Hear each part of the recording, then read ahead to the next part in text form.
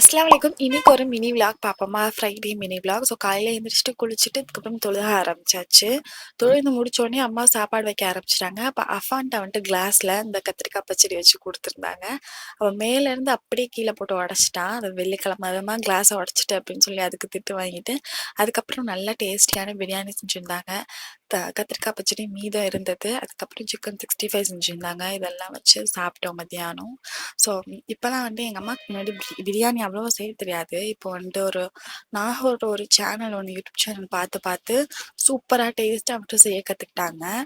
இது second time இந்த பிரியாணி அவங்க வந்துட்டு ட்ரை பண்ணுறது. அதே டேஸ்ட் வந்துட்டு நல்லா ஜூஸியாக செம்ம டேஸ்ட்டாக இருந்துச்சு. சாப்பிட்டுட்டே வந்துட்டு ரெசார்ட் பார்த்துட்டு இருந்தோம். ஸோ ஃப்ரைடே இதுவும் ஒரு ஃப்ரைடே ரிச்சுவல்ஸ் மாதிரி ஆயிடுச்சு. ஃப்ரைடே வந்துட்டு எப்போ வரும் அப்படின்னு சொல்லிட்டு அந்த 4 எபிசோட் பார்த்து முடிச்சிருவோம்.